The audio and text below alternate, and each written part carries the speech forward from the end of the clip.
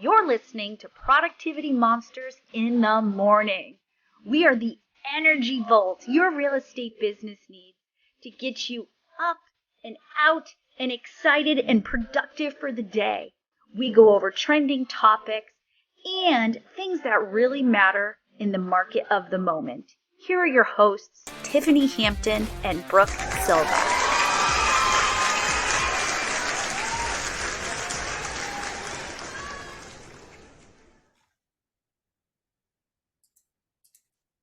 My friend, Good morning. not happy with my humans that I hang out with these days. I'm sorry. Sick. Ick. But you know what? Let's get it done now before the holidays. You're Yeah. building immunity. I have a lot going on this week. I know, me too. Getting sick last week was a blessing and a curse. Yep. So when you're the person, and this is not meant to slight my husband. My husband is in school full time. He's still working almost full time. When he's home, he does amazing things. And I'm so grateful that he does as much as he does for how busy he is. But it is very obvious who does what when that person is down for the count. Oh, yeah. It's very interesting. And I know my family is very grateful for me, and they are very emotional creatures. My family's all emotional, right? That I am believe it or not, I am the least emotional person in my family. I believe that. Hope is very emotional. I have children who are all children of the heart, right? They are all children who just love to love and give and be helpful. All three of them, from the oldest down to the littlest, they are just children who are servants and givers and lead with heart. Whereas over the years, I have become less emotional because I haven't had the choice. I didn't have the luxury. I was both parents for a long time to the boys, right? I was a single mom. And even though I had been in relationships, I was still a single mom. The other person did nothing emotionally. They did nothing physically, right? They were just bodies in the house paying, half of the utilities at that point. So it was very nice last week to get the little card slipped under the door or the little treats. Like, Mom, are you hungry? And not like Hope could do anything at 7. Can I get you a snack? Yeah. I know. I know. I don't hide often. My kids know when I close the door and I hide under my blanket, there's something seriously wrong, and it's usually that I'm sick. So they get nervous when that happens because Yes. we're the one that takes care of everything. Right? Then what? Right. And I'm learning. We talked about this morning real quick. One of my things is I don't know why I need to feel the need to verbally vomit all the good things I'm doing because you're coaching me. But this morning I shared with you that I'm proud of myself for leveraging something out that is, I'm one of those psychos. The grocery store is my favorite place on the planet. Yeah. I go by myself. I usually go on a Friday night when Hope is at Scout. I go up and down the aisles. I enjoy it. You should Hmm? buy more things than you should. You spend more money than you should. Correct. So over the That's last, what we do. I know. So over the last year, one, I'm a meal planner. I did that before. That was my side business. I catered. I was a meal planner. I was going to school to be a dietitian, and it was I would still do it in a heartbeat. If I had 5 families that said, well, I'll give you $2,000 a month to do our meals, bye. Adios, friends. It's my love. I love to feed people. Well, I overfeed you all the time. You Today, never. you can feed my cold today. Yeah. Well, you traveled without me. I know. So one of the things that I started doing and leveraging for my own emotional health and timing, because I can't do the thing I love to do, is I've been doing site to store pickup for groceries based on the meal plan. But I go grocery shopping in my house first. So I make the list and then somebody else goes and checks it and verifies if I'm taking the last one, if we need it, or if we have plenty of it. It has been freeing. And I have food control issues from the way I grew up. I didn't grow up without food, but food, growing up on a farm was never wasted. So I I have some big kitchen control issues and food related issues. I have a basement that's full of a pantry, and I never run out. Yeah, Uh, see, if we went into a apocalypse, I'd be coming to your house because yes, I have no food. everybody says that. I have pasta for days. I have non-perishables. I have things I've jarred. Nothing goes to waste. Like I cooked off because Adam's in Colebrook for a month. I did things like I cook off chicken breasts and I individually seal them and freeze them. So that way it's grab and go for anyone. Nothing gets wasted.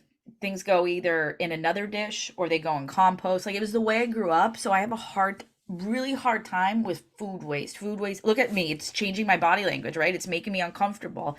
So what I've learned through this whole leverage thing and my emotions around this is that I feel better about food waste, online shopping, and picking it up based on a meal plan.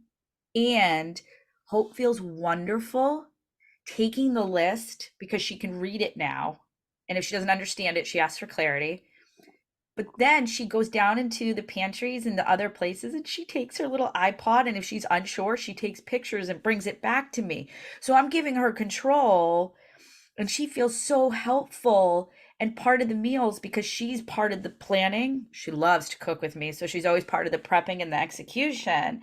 And now she wants to clean up after dinner with us.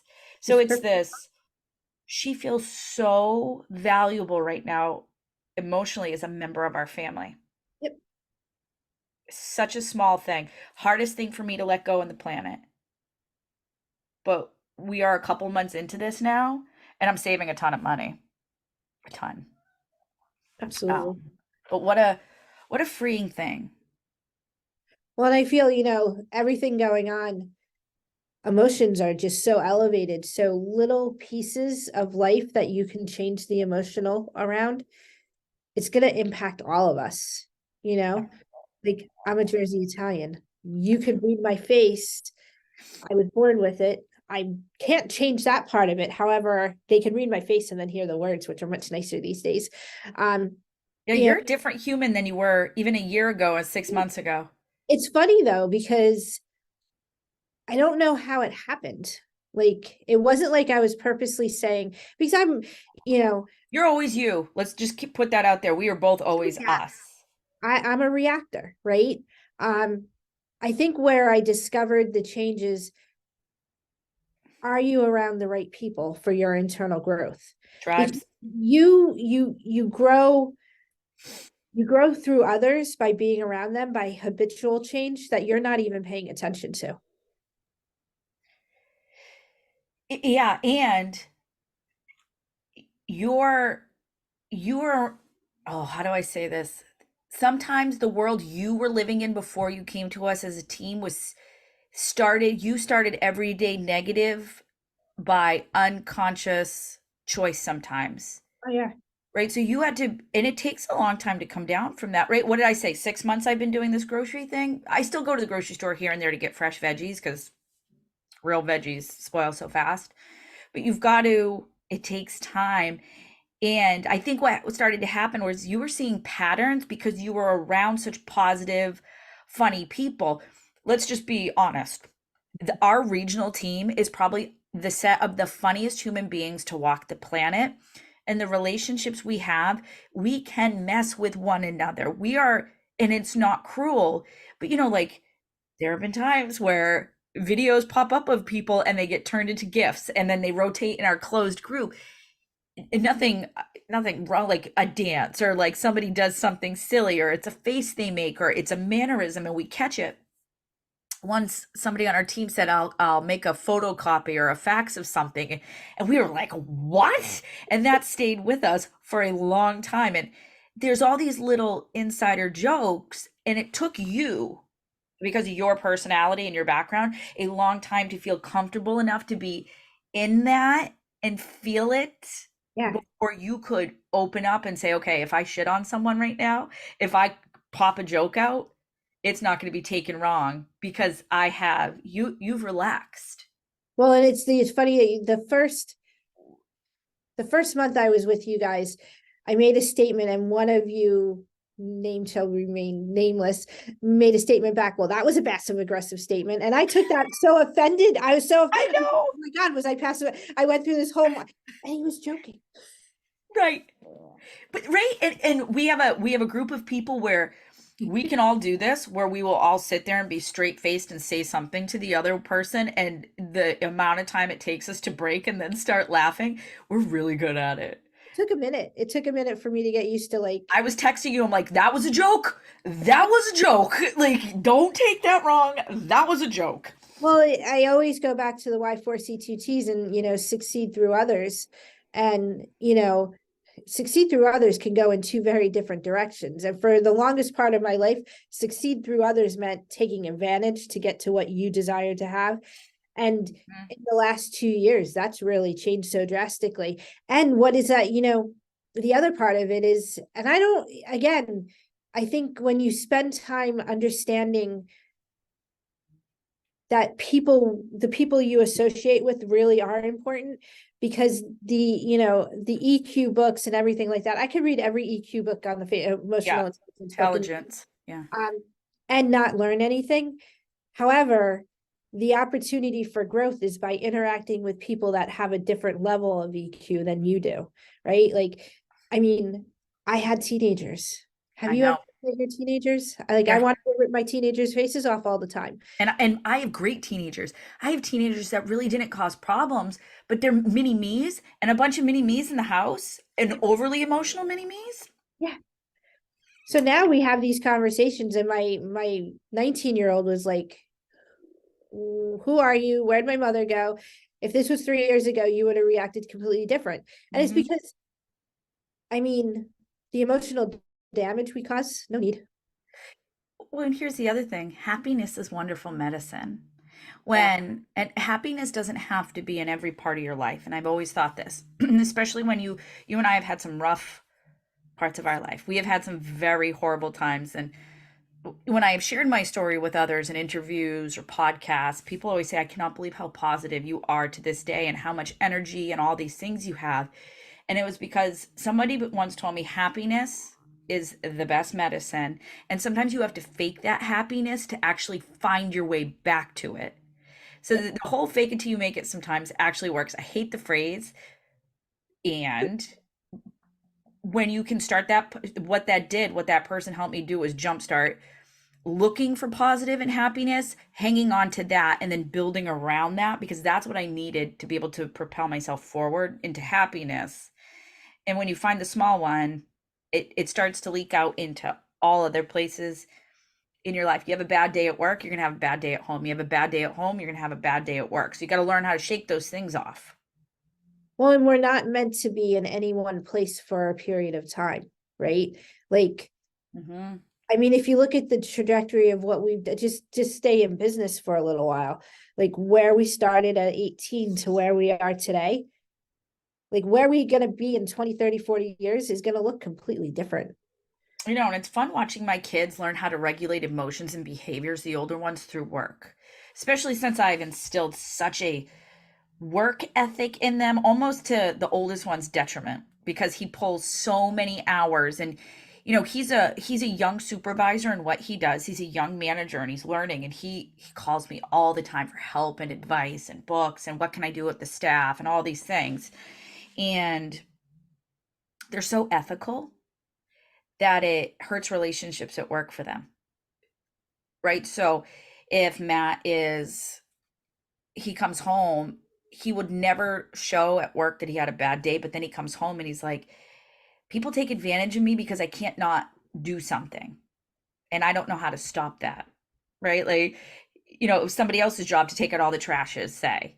And that person decided they wanted to go on break instead, and now the trashes are overflowing.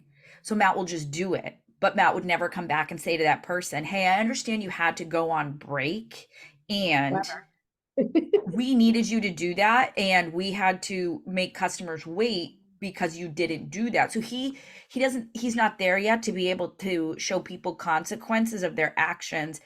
And he said, I'm not a supervisor. I said, sometimes peer support like that is better than a supervisor talking to kids, because all of a sudden when a supervisor says something, you think you're in trouble.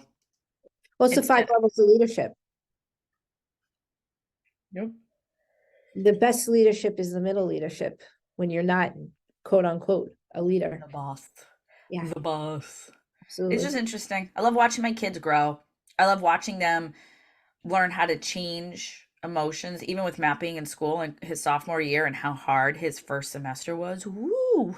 I never thought there'd be a day where that child had to get a tutor. Right? He's my straight A kid who anything like this doesn't need to study, picks it up, has that brain. This was a hard semester. He had to learn some stuff. All right, my friend. I'll see you on Thursday. Well, go be happy. Fake your happiness, get some vitamin C and some energy pills and all those things, and Feed it. feel Feed better. it cold. Feed it Feed it cold. cold. All right, I'll see you later. Bye.